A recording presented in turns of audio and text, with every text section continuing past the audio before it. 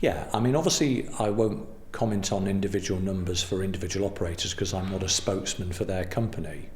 But I am aware that a number of companies in Gibraltar are rationalising for different reasons. I mean, firstly, there's been the merger of William Hill and 888, and plainly between them they would have had a certain number of employees.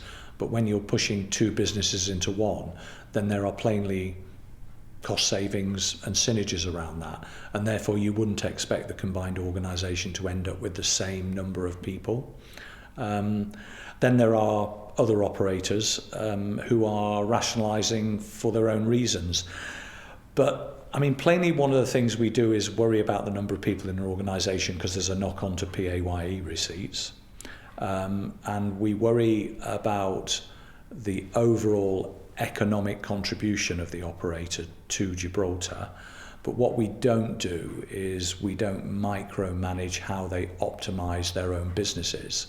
But I mean, generally people tell us in advance when they're going to do something like that. And if you look at the economics of the industry at the moment, it's an industry that's under a degree of economic pressure. I mean, you only really influence bottom line in two ways, either by cutting costs or growing revenues. Now, it's well documented that in the UK, operators have got regulatory pressures.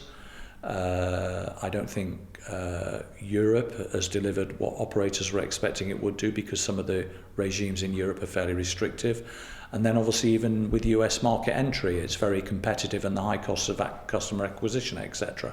So people will rationalise their businesses on a multi-jurisdictional basis. But when we're seeing redundancies in Gibraltar, it doesn't mean that those businesses are relocating out of Gibraltar. It means they're probably rationalising their business across a number of jurisdictions, and I know that to be the case with all of those major operators that obviously have indicated that they are doing that. Can you confirm which operators those are? You've mentioned William Hill due to the acquisition, but some of the others? Yeah, I mean, obviously I've mentioned William Hill 888. I mean, again, it's a matter of public record and a degree of conjecture in the industry that Entain have downsized and rationalised in a way. And there are other operators on the rock who, again, have looked at optimising their numbers because they may have withdrawn from certain markets, for example. I mean, the one thing about Gibraltar is that, and again, I don't minimise the impact that this has on individuals who are made redundant. That's always a difficult thing.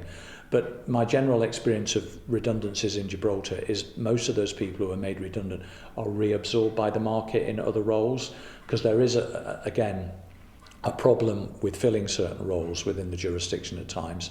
So some people may be finding it difficult to find the role that they actually want, or having to take a role that's lower than the one they had before. But generally you would find that most of those people are reabsorbed into what generally hovers around 3,600 people working in the industry. You've mentioned Entain, William Hill, Lottoland as well, is that correct? I'm aware that there are some redundancies in that organisation, but again, I don't think as a jurisdiction we need to press the panic button. It is the right of all operators to optimise their business, and plainly if they've decided to withdraw some roles because there isn't the work for those particular people, then that's something we'd not push about. But we, as I say, we do keep an eye on overall numbers and overall economic contribution, including tax shield. How much of what we're seeing at the moment rests on a treaty? Interestingly, because there is a challenge in recruiting people for, say, customer service roles and things like that, a lot of operators have already made those changes, so some of those customer services roles are already outside of Gibraltar in other jurisdictions. So within the businesses here, we're seeing more sort of middle ranking and C-level people working within those businesses within Gibraltar.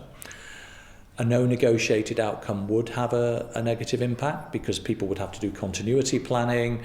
It would be difficult for people to cross the border at 9 and 5, but actually a lot of the businesses already have continuity plans, and I don't think if there was a no negotiated outcome you would see the businesses surrendering their licenses and walking off the rock, but they would have to make continuity arrangements and they would have to flex. And we may see some jobs being put in other jurisdictions, but hopefully it won't come to that, because there's still hope for optimism. Before, GIB's access to the EU market was something very attractive to these operators. Now we only have access to the UK market. So what are you, as the Gambling Commission, doing to attract new business? Well, on the last calculation, GIB was about 72% UK facing, and we had lost EU business, and we've had to accept that. We can understand why operators have relocated their EU licenses to other jurisdictions. But we do have rest of the world business here, and I think the future is encouraging companies to bring their rest of the world business to Gibraltar.